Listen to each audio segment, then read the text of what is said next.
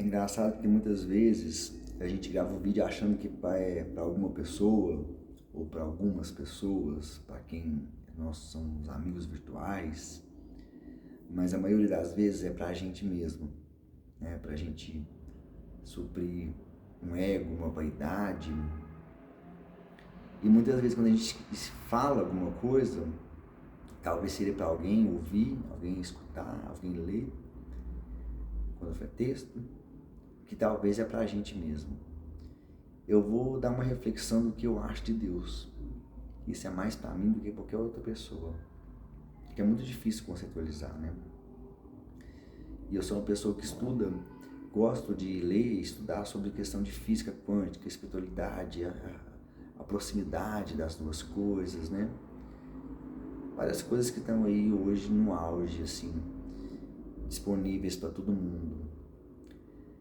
Mas eu fico me questionando sozinho, até onde é destino, até onde é acaso, até onde tem um roteiro a ser seguido por conta de Deus, até onde são casualidades, eventualidades, acidentes, coincidência, sincronicidade. E a sincronicidade une os dois, né? O destino com as coisas que você quer fazer. Eu particularmente tenho uma visão parecida com que a Seishinoye tem, ou algumas outras filosofias também, que fala que nós somos um fragmento de Deus que pode experienciar uma realidade que ele não pode. Deus é só amor, né? Mas a partir do momento que vai se dissipando, fragmentando, há outras densidades e ele pode, às vezes, quando a gente voltar com esse fragmento para ele, ter a absorção do que foi aquela experiência que ele não pode viver uma vida como humano, por exemplo.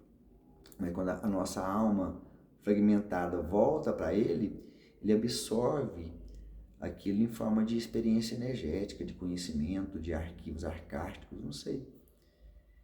E aí eu penso nesse sentido, que é como se, às vezes, na parte do destino, teria como se fosse realmente um roteiro de teatro, um roteiro de drama, onde existe alguns personagens.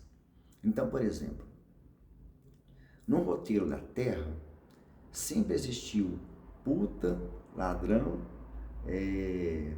sei lá, estou dando um exemplo assim, genérico, que existe esses papéis para serem preenchidos, como existe vários papéis. Se a significância de Deus fragmentado quer viver uma experiência de, no caso, Rafael, o João, Maria, que tem que assumir às vezes aquele papel, a maneira do desdobramento é completamente do ator, é completamente da interpretação do artista, que no caso somos nós. E aí, por mais que aquela pessoa tenha um determinado papel a exercer pelo destino, a tonalidade, as ênfases, a maneira como aquilo é criado é completamente personificada pelo ator, que no caso somos nós. Então, basicamente, para também não ficar muito comprido, não ficar muito confuso, é como se, na minha visão, conclusão filosófica, não é teológica, é filosófica, que às vezes sim, a gente tem um determinado destino a se cumprir, com algumas coisas que já estão meio que previstas, porque aquele papel que a gente assumiu, ele está desempenhado aquele roteiro, aquele drama, aquele karma. Por outro lado, a interpretação, o humor, as emoções, alegria, tristeza, né? Tem várias possibilidades. Isso é completamente pessoal. Então, por exemplo, quando eu assumo às vezes um papel de herói, né, um papel que existe em relação à questão dos arquétipos. Nem vou falar de arquétipo agora. Mas é muito doido, eu penso sozinho muito, umas coisas muito assim interessantes, e gostaria até de outras pessoas que pensam e gostam de conversar sobre isso, escreve nos comentários abaixo, dá um oi pra mim, vamos compartilhar essas coisas. Mas no sentido de que realmente, até perdi o que eu ia falar, mas eu fico impressionado com essa história, sabe?